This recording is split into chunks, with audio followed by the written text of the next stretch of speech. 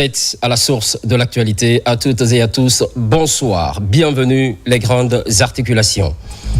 Une tragédie vient de frapper la commune urbaine de Manéa. À l'origine, un glissement de terrain. Des cas de mort sont enregistrés. À côté des dégâts matériels importants, le Premier ministre s'est rendu sur place pour constater la situation. Filière avicole. Les acteurs sont rencontrés par le ministre de l'Élevage. Des échanges pour mettre en avant les défis et les opportunités. Et par la suite, proposer des solutions concrètes en faveur du développement national. Religion, pèlerinage chrétien, traditionnellement la Terre Sainte attire des milliers de pèlerins. Cette année, ce sont des fidèles de la Guinée qui foulent ces lieux chargés d'histoire et de foi. C'est tout pour le sommaire. Une fois de plus, bonsoir. La nuit du mercredi à jeudi a été longue pour les populations de Manéa.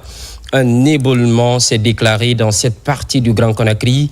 Des cas de mort sont signalés, d'énormes dégâts matériels enregistrés sur les lieux. Le Premier ministre, chef du gouvernement, pour faire le constat. Ousmane Bangoura.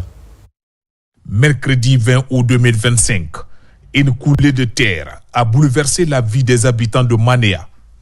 En quelques instants, des pans entiers de collines se sont effondrés sur plus d'une quinzaine de maisons, emportant tout sur leur passage. Plusieurs des blessés et des familles entières portées disparues. Les recherches sont toujours en cours dans l'espoir de retrouver des survivants.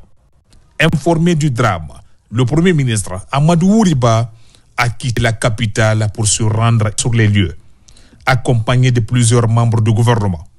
Il a exprimé la solidarité de l'État face à cette catastrophe. Au nom du président de la République, au nom de l'ensemble des membres du gouvernement, nous assistons à une tragédie sur place ici, à Manéa, notamment à Zakopé. Donc c'est de présenter nos sincères condoléances à toutes les familles éplorées et à toutes les victimes. Les services de secours, y compris le génie militaire, la protection civile, Angus et toutes les autres structures locales, sont mobilisés pour venir en aide et aux blessés, déterrer les corps dans la recherche des victimes. Donc pour le moment, c'est le temps de l'émotion. On aura à faire d'autres commentaires par la suite, notamment en ce qui concerne les dispositions idoines à prendre pour prévenir. Qu'on avait insisté pour que la décharge qui est juste derrière soit déguerpie. Sinon, on aurait pu assister à une catastrophe encore beaucoup plus spectaculaire. Déjà, le nombre de victimes, plus d'une dizaine, c'est trop. À plus forte raison, si rien n'a été fait au niveau de la décharge de Zakopé, on ne saurait pas combien on aurait aujourd'hui de victimes. C'est une tristesse, mais je dois dire que nous avons une responsabilité collective par rapport à ça. Construire là où l'eau passe. Construire là où ce sont pratiquement des anciens lits de rivière. Construire en dessous des flancs des montagnes. D'abord, c'est une question de responsabilité pour soi et pour sa famille. Les secours restent mobilisés pendant que les opérations de sauvetage se poursuivent. La population, encore sous le choc, tente de s'organiser dans le chaos. Les autorités appellent à l'unité et à la solidarité nationale face aux risques liés à l'érosion et aux fortes pluies. Mobilisation à tous les niveaux suite à ce glissement de terrain. L'incident restera gravé dans la mémoire des riverains. Sur les lieux, le président du Conseil national de la transition se montre affecté par ce drame. Dr Dansa Kourouman a donné un coup de pelle à la recherche d'éventuelles victimes. Abdoulaye Diallo. Sur ce site du sinistre, le président du Conseil national de la transition observe l'ampleur des dégâts. Un violent glissement de terrain est survenu. Les secouristes sont à l'œuvre. Des machines ouvrent des voies. Quelques citoyens munis des moyens du bord creusent. Des chiens renifleurs sont mis à contribution pour retrouver d'éventuels corps. C'est une véritable course contre la montre qui prévaut ici en ce moment. Dr Dansa Kourouman, profondément touché par ce drame, se joint à la population pour rechercher des survivants ou des corps. On vient ici pour encourager ceux qui travaillent et soutenir les familles qui sont à la recherche de leurs proches. La meilleure manière de le faire, c'est de s'associer à l'effort. Donc je crois que c'est quelque chose qui me réconcilie avec mon passé. Et quand on dit médecin légiste, les connaisseurs connaissent. Donc ma carrière pendant 15 ans, j'ai consacré à sauver des vies, à rechercher des corps et à diagnostiquer les raisons de leur mort. Donc je viens dans un endroit où des compatriotes sont ensevelis. Je pense que même si je n'ai pas la force physique de travailler, je dois associer mon intelligence à l'intelligence collective et mon effort à l'effort collectif pour que Dieu nous trouve des traces de vie ou nous amène vers des compatriotes qui sont décédés. Un drame qui a plongé le pays dans la consternation. Tous les citoyens doivent avoir ça à l'esprit. L'habitation, le logement, là où on doit dormir, ça doit être sécurisé avant même de construire. La meilleure sécurité d'abord, c'est la sécurité de l'environnement. Si les autorités ne délivrent pas un permis de construction, une autorisation d'habitation, vous ne devez pas occuper ces terrains. En attendant un bilan définitif, ce nouveau drame interpelle sur la vulnérabilité des zones montagneuses face au risque de glissement de terrain, surtout en cette période de grande pluie. Cet éboulement de grande ampleur a frappé plus précisément la zone nord du quartier Frigiadi. Perché sur une colline, plusieurs habitations sont complètement couvertes de terre, des vies humaines sont arrachées. Les recherches se poursuivent. Manguedan Thomasouma. Cette autre catastrophe naturelle survenue dans la nuit du 20 au 21 août dans la commune urbaine de Manéa, au quartier Frigiadi Nord, a endeuillé plusieurs familles. C'est le cas de M. Baldé qui a perdu sa famille et de ses proches. Aussi, 7 mères de famille dont les filles sont mortes. On m'avait appelé à 22h. Ma fille m'avait appelé à 22h en pleurant. Elle m'a dit, papa, j'ai appris que là où Malado, leur maison est tombée, que Malado est resté dedans avec ses enfants. Pour le moment, l'armée, les services de sécurité et la société civile sont sur pied. À l'aide d'engins mécaniques et manuels par endroits, les fouilles continuent pour retrouver d'éventuels survivants. Depuis 20 heures jusqu'à maintenant, là, nous sommes sur le terrain. Pour ce qui concerne les maisons, je peux parler de plus d'une vingtaine. Hein. Nous avons passé la nuit ici à travailler, à sensibiliser les populations afin qu'on accepte de laisser les spécialistes faire leur travail pour qu'on puisse sauver vraiment des vies et pouvoir extraire des corps pour qu'on puisse vraiment gérer la situation. Glissement des terres toujours dans la commune de Manéa. Les opérations de sauvetage sont maintenues sur les lieux. Elles sont menées par la protection civile, appuyées par la gendarmerie et les habitants. Colonel Morikaba de la police nationale.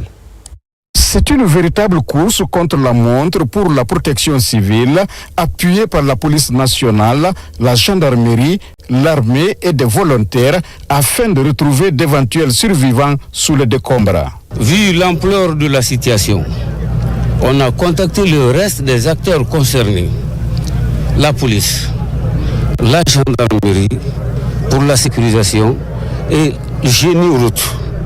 Donc, depuis hier nuit jusqu'à aujourd'hui, les opérations de sauvetage ont retrouvé le corps sans vie et 2 personnes vivantes. Et pour le moment, les opérations de sauvetage sont en secours. Mais ce qui est clair, il y a plusieurs bâtiments qui sont dans les décombres. Ce père de famille rescapé a perdu tous les siens dans le drame. Mon frère et moi, on a perdu nos 2 familles. Maintenant, il ne reste que nous 2. Les autres sont sous les décombres. On a fait des visites ici avec la hiérarchie. Le Premier ministre même a fait des déplacements pour ici. Il est intervenu, il a donné des conseils. Et certains même ont été dédommagés. Tout ça, c'était la bonne volonté, n'est-ce pas, de la haute hiérarchie, de l'État, pour pouvoir inviter les familles à dégager dans la bonne collaboration. Mais voilà ce qui s'est présenté avec l'entêtement. Pour rappel, cette année, plusieurs de nos compatriotes ont déjà perdu la vie à cause des pluies diluviennes. Le réchauffement climatique et le non-respect des normes d'urbanisation figurent parmi les causes principales de cette tragédie. Compassion pour les victimes, plus de force aux populations de Manéa.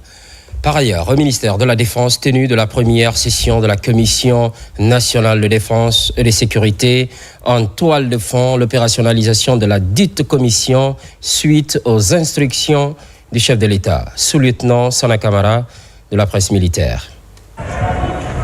48 heures après la première session du Conseil supérieur de défense sous la haute autorité du président de la République, chef de l'État, chef suprême des armées, l'armée Mamadi Doumbouya, les membres de la Commission nationale de défense et de sécurité se retrouvent au ministère de la Défense nationale. À l'ordre du jour, l'exécution des instructions du chef suprême des armées, instructions relatives à l'opérationnalisation effective de cette commission et la prise des mesures idoines pour l'organisation correcte et souveraine du processus électoral enclenché pour le retour à l'ordre constitutionnel. Autour du ministre de la Défense nationale, le ministre secrétaire général à la présidence de la République, les responsables de plusieurs départements sectoriels et l'ensemble du commandement des forces de défense et de sécurité.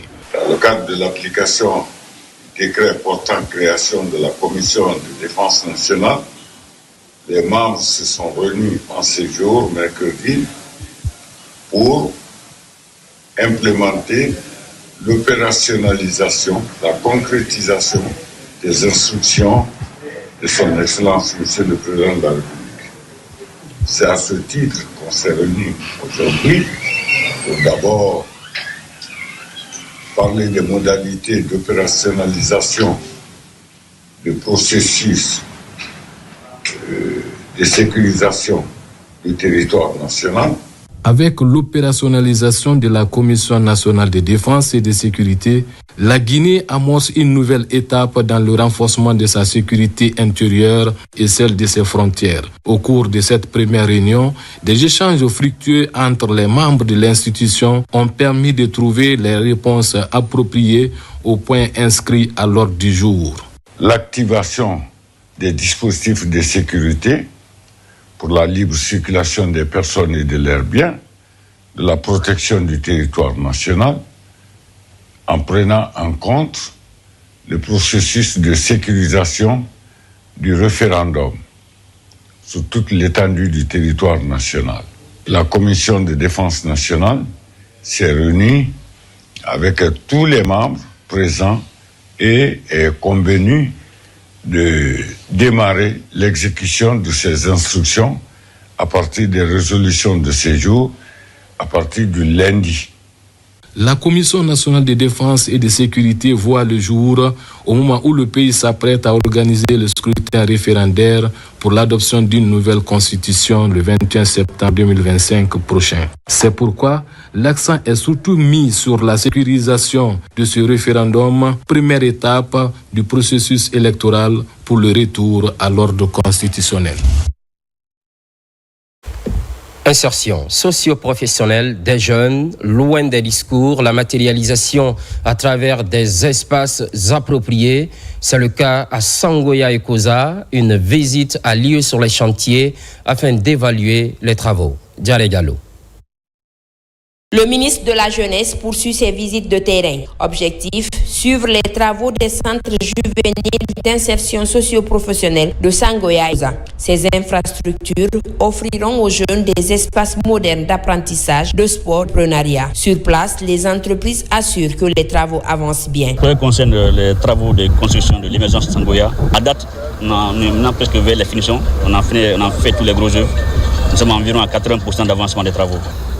Ici, le projet s'étend sur environ 5 hectares. Et nous avons le bâtiment principal, le hall Omnisport. Et nous avons aussi un bâtiment boutique et start-up en R+1. Et nous avons aussi un restaurant. Et nous avons aussi un bâtiment vestiaire et toilettes. Pour les jeunes, la priorité reste l'achèvement rapide des chantiers. Nous sommes contentes de ce que le général a fait pour nous. C'est à cause d'ici que nous sommes contents. C'est la première fois que nous bénéficions de ce tapis. Si vous prenez le pont de Bambeto, on n'a jamais eu cela. Il y a eu beaucoup de gouvernements. Nous soutenons le général Mamadi Doumbouya. Nous sommes tellement pressés pour rentrer en possession de ce but. Les activités depuis plus d'une année, c'est ici que nous réalisons parce qu'on n'a pas d'autre espace approprié. Aujourd'hui, c'est une référence pour la jeunesse, c'est une référence pour les différentes communes de Conakry, notamment sur l'axe Hamdallah et Bambeto jusqu'à la cimenterie. La construction de ces centres illustre la volonté des autorités d'offrir aux jeunes des moyens concrets d'insertion et d'épanouissement. Ce sont des infrastructures d'insertion socio-professionnelle, de permettre aux jeunes de s'épanouir, d'avoir de l'emploi, de pouvoir émerger, de pouvoir sortir des vices et des travers. Nous sommes vraiment impressionnés. Et aujourd'hui, il faut reconnaître, c'est du jamais vu dans notre pays. C'est du jamais vu. Avant de clôturer sa tournée, le ministre Cellou Baldé a assisté à la remise d'un document de plaidoyer pour la jeunesse à Matoto, afin de réaffirmer l'engagement du gouvernement à accompagner leur initiative.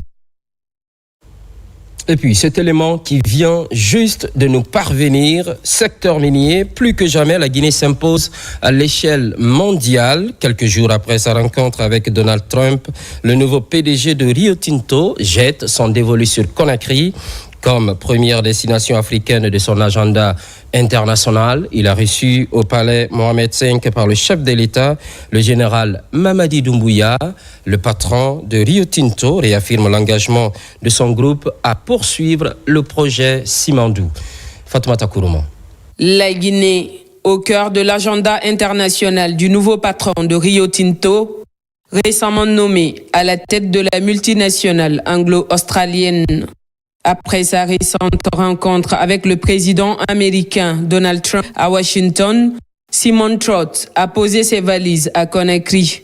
Ce jeudi 21 août 2025, il a été reçu au palais Mohamed V par le chef de l'État, son Excellence le général Mamadi Doumbouya, en présence du ministre secrétaire général de la présidence, le général Amara Kamara, du ministre des Mines et de la Géologie Bouna Sylla, du conseiller à la présidence Ousmane Doumbouya, du conseiller juridique de la présidence Dr Alpha Ouma Kamara, ainsi que du président du conseil d'administration de la compagnie du transguinéen CTG, Mamoudou Nanyale Mbari, accompagné de son prédécesseur Jacob Stazom et de hauts responsables du groupe, le nouveau dirigeant de Rio Tinto est venu réaffirmer la détermination de son groupe à poursuivre la mise en œuvre du projet Simandou, considéré comme l'un des plus ambitieux projets miniers au monde. Cette audience intervient quelques jours seulement après la rencontre du nouveau CEO avec le président américain. Un calendrier qui illustre la place stratégique qu'occupe désormais la Guinée sur l'échiquier minier mondial. Le chef de l'État a pris acte du changement de direction à la tête de Rio Tinto, tout en réaffirmant son attachement à un partenariat solide, fondé sur un esprit gagnant-gagnant et mutuellement bénéfique.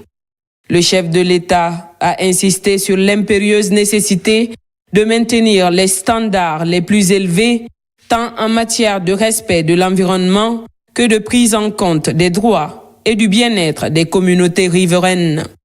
Dans sa vision innovatrice, le président de la République a exhorté Rio Tinto à renforcer son investissement en faveur du contenu local, notamment par le soutien aux producteurs agricoles tout au long du corridor du transguinéen. De son côté, l'ancien PDG Jacob Stazom a saisi cette opportunité pour saluer le rôle déterminant joué par le chef de l'État, dont le soutien constant a permis d'accélérer la mise en œuvre du projet Simandou. I think Guinea can be very, very proud. Je crois que les Guinéens peuvent être très, très fiers. C'est un projet que nous avons développé ensemble dans l'intérêt de la Guinée. Ce projet, grâce à la vision du chef de l'État, on a réussi à le matérialiser. C'est un projet qui va avoir un impact sur le pays, sur la longueur. Et aussi, nous avons employé énormément de Guinéens aujourd'hui qui travaillent au sein de Rio Tinto, mais qui aussi commencent à travailler dans les opérations de Rio Tinto à travers le monde. Donc vraiment, Rio Tinto et la Guinée se sont intégrés l'un à l'autre et nous sommes dans une position aujourd'hui où nous avons vraiment appris à aimer ce pays.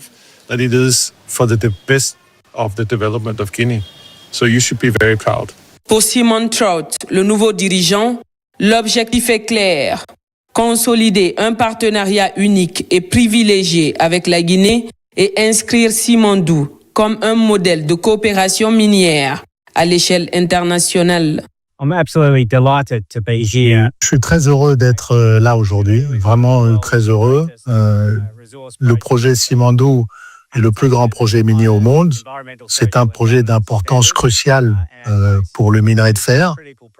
C'est un projet que nous avons mené à terme et qui va permettre de vraiment mettre la Guinée en orbite concernant le minerai de fer.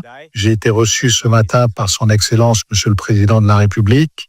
Vraiment, j'ai été très heureux de pouvoir le rencontrer aujourd'hui. Je vais revenir en Guinée. Ce ne sera pas ma première visite, mais je suis vraiment très heureux d'être là aujourd'hui. Je crois que la force d'un partenariat, comme tous les partenariats, en particulier ce partenariat avec la Guinée, c'est le fait qu'on puisse avoir des conversations qui sont ouvertes, transparentes, qu'on puisse se parler, qu'on travaille ensemble et qu'on se réunit autour d'une vision commune de ce que Simandou pourrait être dans 5, 10, 15, 20 ans. Pour les principaux acteurs du projet, cette première visite sur le continent africain du PDG entrant de Rio Tinto traduit l'importance accordée à la vision du chef de l'État et au rôle central du comité stratégique Simandou, dirigé par le ministre directeur de cabinet de la présidence Djiba Diakité, véritable bras opérationnel de la transformation de ce méga-projet en vecteur de développement durable et inclusif. Le CEO entrant et le CEO sortant ont tenu à ce que Monsieur le Président de la République le reçoive avant que M. Simon ne entre en fonction le lundi prochain, soit le 25. Cela démontre à suffisance l'importance que le groupe Rio Tinto accorde au leadership, à la vision du Président de la République, mais également l'importance du projet Simandou dans son portefeuille. Et lors de cette audience, le Président de la République a rappelé que depuis le 25 mars 2022, qui est la date de signature de l'accord cadre pour le co-développement des infrastructures du projet Simandou, et Rio Tinto, conformément à ses engagements pris par son CEO de l'époque, M. Jacob, a respecté ses engagements parce que le projet entre en exploitation à la fin de cette année, conformément aux accords, mais également la prise en compte du contenu local, car c'est ce qui permettra de réduire la pauvreté en Guinée. Et contenu local, c'est 3 axes conformément à la vision du Président de la République: donner des opportunités des emplois aux Guinéens, donner des opportunités d'affaires aux entreprises à capitaux guinéens, la formation et le transfert de technologies en faveur des Guinéens, mais également la question de la transformation sur place de minerais en acier, de 500 000 tonnes d'acier ou 2 millions de tonnes de pellets, conformément aux accords. Et en plus de ça, il a indiqué que Rio Tinto devra accompagner la vision du programme Simandou 2040, notamment en 5 piliers 1 pour le développement agricole, le long du corridor, pour pouvoir aider les agriculteurs et fermiers qui se trouvent le long du corridor, ce qui permettra de réduire la pauvreté et d'avoir un développement durable et long terme pour notre pays, car c'est un projet long terme. Comme il a indiqué, c'est un projet stratégique, c'est un projet économique qui devra s'inscrire dans la vision de la Guinée, et à ce titre que lui-même, en tant que principal chef de projet, il donnera des instructions fermes au comité stratégique de projet Simandou et à son président, M. Djiba Diakité, et au gouvernement pour que, ensemble, qu'on continue à accompagner Rio Tinto dans ses investissements afin de diversifier ses investissements en Guinée, car il démontre à suffisance que la Guinée, c'est un pays prioritaire pour le groupe Rio Tinto. Au-delà des chiffres et des contrats, cette visite résonne comme un symbole, celui d'une Guinée qui s'affirme, qui inspire confiance et qui attire désormais les plus grands acteurs de l'industrie mondiale. Dans la vision du chef de l'État, son Excellence le général Mamadi Doumbouya, ce projet dépasse la simple exploitation minière. Il incarne un héritage à transmettre aux générations futures. Une Guinée debout, maîtresse de ses ressources, capable d'allier modernité, développement et respect de ses valeurs. Au contact des acteurs de la filière avicole, le ministre de l'Élevage est sur le terrain. Des entretiens pour parler des défis et opportunités de cette filière en Guinée. Par ailleurs, envisager des solutions concrètes en faveur du développement national. Nous Moussa Diakité. C'est sur ce vaste chantier de l'abattoir moderne de Kagbélé que le ministre de l'Élevage rencontre les différents acteurs de la filière bétail-viande. Il présente des mesures visant à renforcer et à moderniser ce secteur en Guinée. Des actions seront entreprises pour garantir l'approvisionnement et rendre le bétail accessible à des convenables, surtout pendant les fêtes de Tabaski. De plus, le ministre déclare que la construction de l'abattoir moderne lancé il y a 14 ans sera bientôt achevée. Œuvrer ensemble pour que cet abattoir moderne puisse être inauguré par la grâce de Dieu dans les prochains mois à venir. Au moment où je vous parle, tous les équipements qui doivent rentrer dans la finalisation de cet abattoir sont finis, emballés et pour la plupart embarqués dans le bateau. Et la Guinée est un pays agro-pastoral. Et nous, en tant que ministère de l'Élevage, nous allons venir en accompagnement. Il n'est pas question que nous continuions à importer de la viande. C'est cela la vision du chef de l'État. Les acteurs de la filière bétail saluent les initiatives du ministère. Toutefois, ils évoquent les problèmes liés à la commercialisation de leurs produits et appellent à des mesures concrètes pour résoudre ces difficultés. Les actes que vous avez posés pour les Guinéens, pour l'avantage de la lutte contre la sécurité alimentaire en Guinée, c'est vraiment un travail de haut niveau. On vous en remercie pour ces faits. Votre présence parmi nous nous rassure davantage que le gouvernement est à l'écoute de sa communauté et de ses projets de société. Nous vous rassurons, notre commune a des défis, mais avec votre présence ici, nous avons l'assurance que nos défis seront concrétisés en activité. Ces actions concrètes ont un effet bénéfique sur l'environnement de travail des acteurs de la filière et stimulent la vente de la viande de bœuf à la fois sur le marché local et régional. Semaine nationale du mérite scolaire 2025, occasion de récompenser les meilleurs élèves et enseignants. Pour les bénéficiaires de Conakry, le choix est porté sur les sièges du gouvernorat. Abdul Aziz Baldé. Partout à travers le pays, les meilleurs élèves sont encouragés et leurs mérites récompensés. Après Dubreka, le ministre de l'enseignement préuniversitaire magnifie le travail de lauréats du brevet d'études du premier cycle. Nous sommes au 2e jour. Il y aura un 3e jour, un 4e jour, un 5e jour. Et tous ces jours-là, nous célébrerons ceux qui réussissent et qui sont à côté de moi là. Mais pas pour eux, pour ceux qu'ils symbolisent. C'est de faire en sorte que les autres jeunes Guinéens qui sont là, qui voient ça, se disent, nous aussi nous sommes capables de le faire et nous allons le faire. Et que eux qui sont célébrés aujourd'hui puissent aussi tirer leurs frères à faire mieux et à faire toujours bien.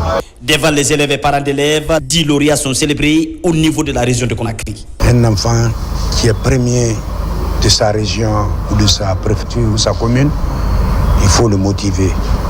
Et ça donne du courage aux autres d'être au même rang que les autres.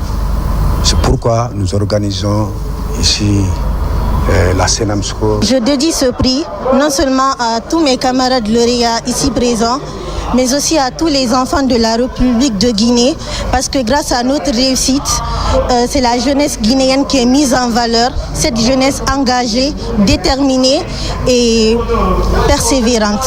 Parallèlement à cette récompense, la commune de Matam a elle aussi encouragé ses élèves dans la Légresse.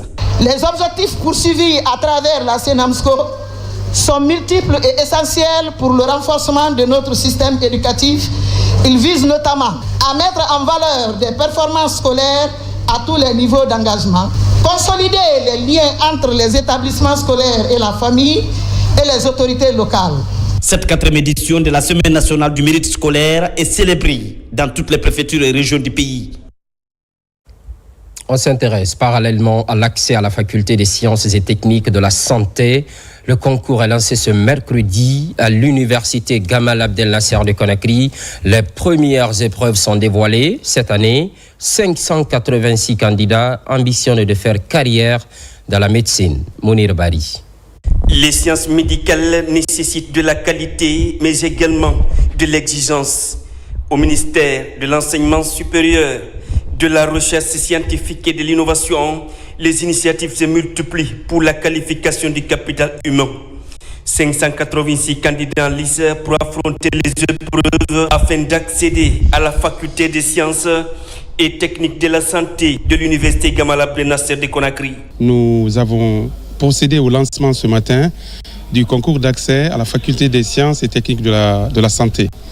Ce concours a concerné les nouveaux bacheliers de sciences expérimentales et de sciences mathématiques. Le mot d'ordre est la discipline, le sérieux et le travail. Ces candidats ont chacun une mention très bien et assez bien.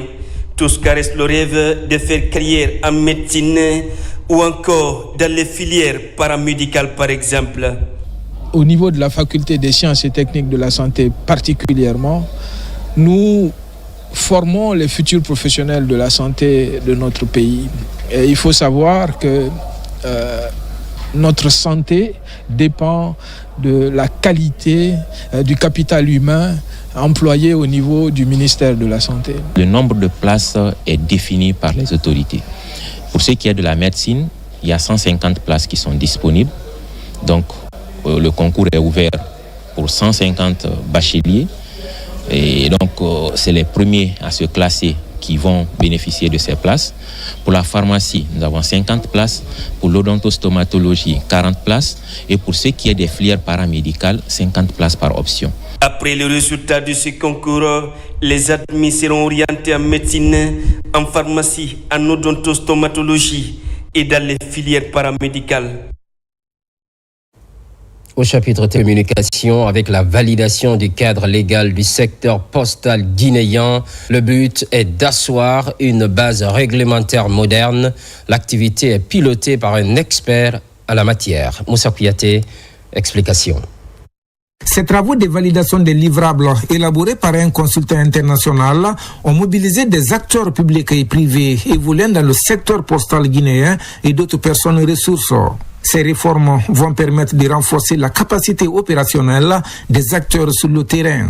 Une étape cruciale, la validation des livrables élaborés par les experts dans le cadre de cette réforme. Il s'agit notamment des livrables du projet de réhabilitation des infrastructures postales, de l'avant-projet de rapport de l'état des lieux du secteur postal guinéen, de l'avant-projet de déclaration de politique sectorielle, de l'avant-projet de la réactualisation de la loi 036. La validation de ces livrables représente bien plus qu'un simple acte administratif. Elle constitue un engagement collectif en faveur de la reconnaissance du service postal national. Que ce secteur joue ce rôle-là, il faut qu'il s'appuie sur la politique générale du gouvernement. C'est pour ça que la politique sectorielle que nous avons élaborée, ça rime à cette politique générale du gouvernement.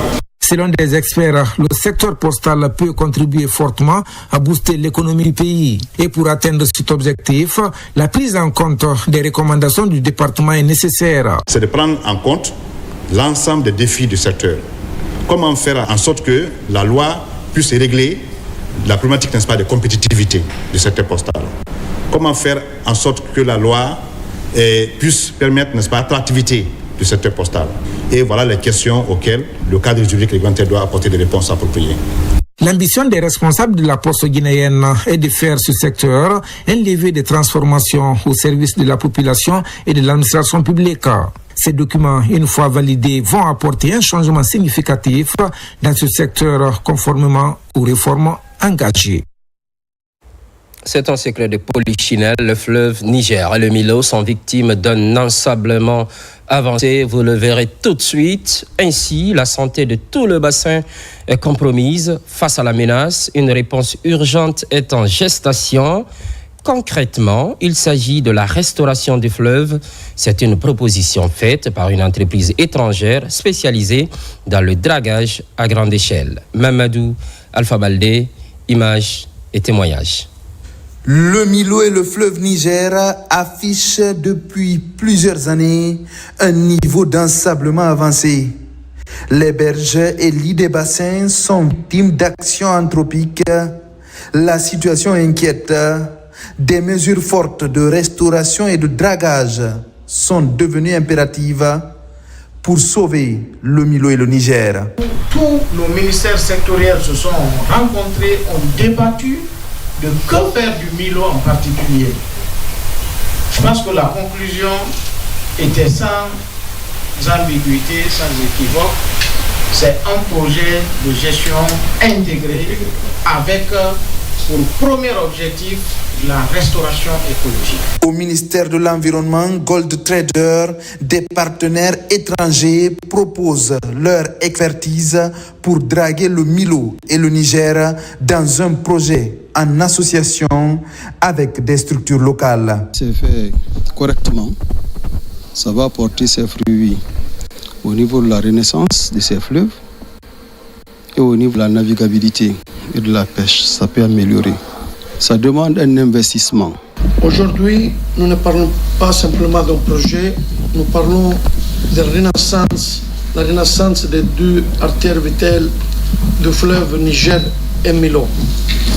Notre ambition est claire, redonner souffle, force et avenir à nos fleuves. Le projet exposé devant ces cadres de départements sectoriels et autres personnes ressources prévoit le rétablissement de la profondeur naturelle des cours d'eau à travers l'utilisation de dragues à grande capacité, le renforcement des berges actuelles, la création de zones humides et bassins d'aquaculture et le transport fluvial. C'est à la mode actuellement, la gestion axée sur les résultats, un défi que se fixe la Chambre nationale d'agriculture. Cela passe par le renforcement des capacités, le renouvellement de ces instances et le toilettage des textes juridiques, une stratégie pour accompagner les agriculteurs. Marouane Kamara. Pour mieux mobiliser les ressources à allouer aux projets agricoles et environnementaux, la Chambre nationale d'agriculture s'engage dans la voie du renforcement des capacités de ses cadres. L'enjeu est de cultiver les bonnes pratiques de la gestion axée sur les résultats. Je vois déjà qu'il y a un chemin qui est parcouru, à la fois au niveau politique, la mise en place des instruments, au niveau légal, au niveau des analyses environnementales, au niveau des différents éléments qu'il faut mettre en place pour que la Chambre soit structurée, organisée, qu'elle se dote de moyens. Donc tout ce travail-là est fait. Nous voudrions pouvoir contribuer pour consolider cela, permettre à la Chambre de performer, être plus efficace. Nous sommes en formation continue. Après la formation axée sur les résultats, nous allons passer à la formation en technique rédaction administrative que nous devons commencer à partir de la semaine prochaine, le 18. Et ensuite, nous sommes déjà en formation sur les modules de communication, sur les modules RH, sur les modules de comptabilité et gestion, sur les modules de logiciels en logistique. Jusqu'en fin d'année, nous sommes sur les formations des cadres de la Chambre nationale d'agriculture. Cette approche de renforcement d'aptitude va porter sur les techniques de planification, de mise en œuvre et de suivi-évaluation des projets du monde rural. La Chambre nationale d'agriculture s'est inscrite dans un processus de réforme institutionnelle depuis à peu près 2 ans. Depuis l'installation du bureau consulaire national, nous sommes sur le processus de réforme institutionnelle. Après tout, vous conviendrez avec moi que les acteurs attendent de la Chambre nationale d'agriculture des actions concrètes. Et pour ces actions concrètes, il convient donc d'être outillé en compétences, d'être outillé en technique, en stratégie des recettes, des résultats. Ces 4 jours de sessions de remise à niveau seront animés par le biais des exposés débats, des travaux de groupe et des exercices pratiques de simulation pour plus de productivité. Récemment nommé par le chef de l'État, il a pris enfin fonction à la tête de l'aéroport international Ahmed Sékou Touré. Le nouveau directeur général Oumar Saïd Koulibaly est officiellement installé dans ses fonctions. Bakary Bamakonde. Après avoir bénéficié de la confiance du chef de l'État, le général Mamadi Doumbouya, à travers le décret du 15 août 2025, le nommant au poste de directeur général de la SOGEAG, Oumar Saïd Koulibaly, spécialiste en technologie de l'information, a été officiellement installé dans ses fonctions ce mercredi 20 août 2025. Cette cérémonie de passation de services entre le nouveau directeur de la Société de gestion et d'exploitation des aéroports de Guinée, SOGEAG SA, et son prédécesseur Namori Kamara, nommé le 29 juillet 2025 aux fonctions de ministre de l'Énergie, s'est tenu avec la fascination du conseiller principal du ministère des Transports. Je commencerai par remercier toutes ces autorités, mais mes remerciements les plus appuyés vont vraiment aux travailleurs de la SOGEAG. La SOGEAG, elle est ce qu'elle est aujourd'hui grâce à l'ensemble des acteurs qui sont là. C'était une entité qui était méconnue, qu'on a pu quand même aujourd'hui porter sur d'autres sphères. Et je pense que cela a été possible, pas forcément de par l'intelligence du DG ou l'ardeur du DG, mais c'est vous qui l'avez fait.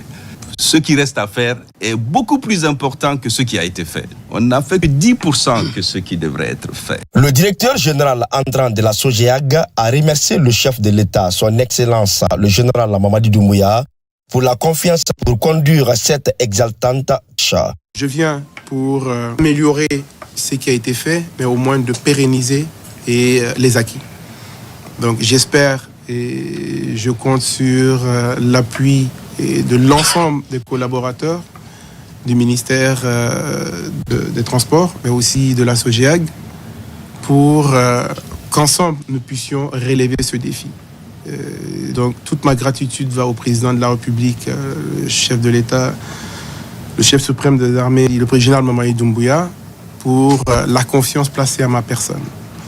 Et j'œuvrerai pour pouvoir mériter cette confiance. Cette prise de fonction marque le début d'une nouvelle ère dans la poursuite des réformes, des projets et la modernisation de l'aviation civile en Guinée. Gestion des agences d'emploi privées, une convention est disponible à l'OIT. Sa ratification intéresse la Guinée. Pendant ce temps, il faut satisfaire certains préalables. À Conakry, les parties prenantes consolident leurs capacités pour l'aboutissement de ce processus de ratification. Mamadi Kamisoko. Le secteur informel occupe une place prépondérante dans l'écosystème du marché du travail guinéen. Malgré sa contribution notable à la création d'emplois, sa réglementation reste une priorité pour le gouvernement.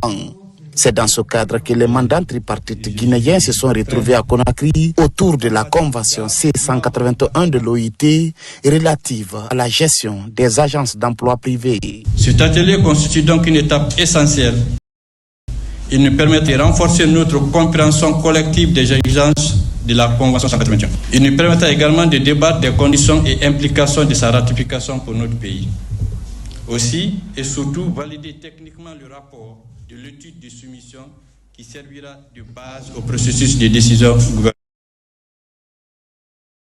A connu au cours de profondes mutations marquées par une croissance rapide des agences privées d'emploi. Ces agences, aujourd'hui bien implantées dans notre tissu économique, complètent le service public d'emploi et participent à l'amélioration des mécanismes de recrutement. Leur développement progressif constitue un levier important pour la dynamisation de l'emploi formel, notamment pour les jeunes et les catégories vulnérables. La modernisation du cadre juridique de l'environnement du travail vise à renforcer la protection des travailleurs. Comment assurer un marché de travail transparent, inclusif, équitable, alors que de nombreuses agences d'emploi privées émergent? C'est là qu'intervient la Convention 181 de l'OIT. Elle constitue un outil normatif essentiel pour accompagner ces transformations et à garantir que la croissance économique rime avec justice sociale et protection des droits. Cette approche inclusive est essentielle pour que les réformes qui suivront la ratification répondent aux besoins et aux aspirations de toutes les parties prenantes. Ces travaux ne sont pas uniquement techniques. Ils constituent la base d'un engagement politique et social. Cet atelier de renforcement de capacité des mandats tripartites, gouvernement, syndicats et patronat constitue ainsi une étape clé pour une meilleure appropriation du texte en vue d'une possible adhésion. À Dalaba, nous sommes en Moyenne-Guinée, vous le savez sans doute, plusieurs localités s'approprient le projet de nouvelle constitution. On cite un exemple, Kébali, Mafara et Kourou. Les populations sont largement édifiées sur les innovations. Mamadou Alpha Baldé, Kerno Maroufba. Loin des grandes villes, au plus près des communautés, à la base, la vulgarisation du projet de nouvelle constitution touche les populations de Mafara, Kourou et Kébali dans Dalaba. Ici, les principaux actes d'innovation majeures sont expliqués en langue du terroir devant un public attentionné. Pendant toute cette journée, on a eu à échanger avec la population locale.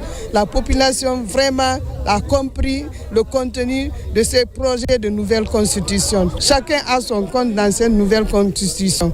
Surtout la dignité humaine qui compte beaucoup, donc la liberté de l'expression. Donc vraiment tout est pris en compte dans cette nouvelle constitution. Partout, les populations sont mieux édifiées à travers ces échanges directs et interactifs. À mobiliser la jeunesse, les sages sont là, les femmes sont là. Je peux dire en un mot, tout Kébali est là. Kébali est composé de 8 districts. Tous les districts sont informés, tous les districts disent présents. Je demande à ma population de prendre connaissance, ceux qui n'ont pas fait encore, de prendre connaissance de cette nouvelle constitution, d'adhérer à cette nouvelle constitution, et passer par tous les moyens pour faire connaître à d'autres aussi qui n'en ont pas eu la chance d'être dans les regroupements. Le 21 septembre prochain, chaque citoyen devra s'exprimer librement tout en sachant l'essentiel du contenu de la prochaine loi fondamentale. Au même moment, une nouvelle structure s'engage à renforcer les efforts des autorités. La présidente est une compatriote vivante en Belgique. Elle multiplie la sensibilisation sur les avantages du projet de texte fondamental. Ça, Martin Francine-Aduno. La diaspora guinéenne joue un rôle clé dans le débat public et la mobilisation autour du projet Nouvelle Constitution. Aminata Hadi Diallo, guinéenne, résidant en Belgique, revendique des antennes dans la diaspora pour défendre les valeurs et les acquis de la République. En séjour à Conakry, elle anime une conférence de presse. En face des hommes de médias publics et privés de la place, elle lance officiellement les activités de sa structure. Nous nous sommes mobilisés aujourd'hui pour expliquer les grandes innovations du projet de nouvelle constitution. Je suis particulièrement motivée à mobiliser les citoyens pour les aider à avoir une lecture claire du contenu de ce texte. Le 21 septembre. Avec ses représentants sur le terrain, Aminata Hadi Diallo entend mobiliser un large public. Déjà, elle a rassemblé des jeunes et des femmes de quelques quartiers qui vont assurer les campagnes d'information porte à porte afin de continuer à expliquer les enjeux, les avantages et les nouveautés du projet de nouvelle constitution. Nous sommes prêts à partir porte à porte pour la vulgarisation, même en langue que le citoyen lambda cherche réellement quelle est l'importance d'une constitution dans le pays. Dans les prochains jours, les initiateurs comptent créer les tribunes explicatives sur les innovations du texte et organiser des réunions officielles de présentation aux partenaires sociaux. Objectif affiché, accélérer la sensibilisation avant le référendum annoncé pour le 21 septembre prochain. Religion, pèlerinage chrétien, traditionnellement, la Terre Sainte attire des milliers de pèlerins. Cette année, ce sont des fidèles de la Guinée qui foulent ces lieux chargés d'histoire et de foi. Première étape, Nazareth, Cana et le monde du précipice. Marie-Angélique Bangoura, sur les traces du Christ. Tout commence à Nazareth, dans la basilique de l'Annonciation, là où l'ange Gabriel salua Marie. Réjouis-toi, comblé de grâce. C'est ici que la Vierge a dit oui à Dieu. Les pèlerins guinéens y déposent silence et prière dans ce sanctuaire qui porte le souffle de commencement. À cette basilique qui lui est dédiée, nous avons voulu plonger les chrétiens dans le mystère de la rédemption, mais aussi de l'incarnation. Tout a commencé dans ce lieu saint où nous sommes par une mission que l'archange Gabriel a assumée au nom du Seigneur auprès d'une jeune vierge innocente du nom de Marie. Puis direction Cana. C'est là que Jésus accomplit son premier miracle, l'eau changée en vin, dans cette cuve encore conservée. Aujourd'hui, ce sanctuaire accueille des couples qui viennent renouveler leurs vœux en mémoire de noces bénies. On m'a fait déguster le vin de Cana. Ça m'a rappelé ce miracle que j'ai accompli lorsque sa maman lui a dit « Ils n'ont plus de vin ». Au début, il a réagi, mais quelque temps après, il a obéi à la volonté de sa mère. Et le mariage s'est bien terminé. C'est un sentiment de fierté, de joie et surtout de satisfaction. Parce que moi, personnellement, c'est pour la première fois que je viens à Jérusalem. Donc, ça a été vraiment une découverte pour moi. Et en plus de ce que je connaissais concernant ma religion, j'ai appris davantage. Autre halte, l'atelier de Saint-Joseph, où Jésus a pris le métier de charpentier et le mont du précipice, où sa mission faillit s'arrêter avant même d'avoir commencé. De Nazareth à Cana, chaque pierre raconte l'évangile. Ce pèlerinage est une rencontre intime avec le Christ et Marie.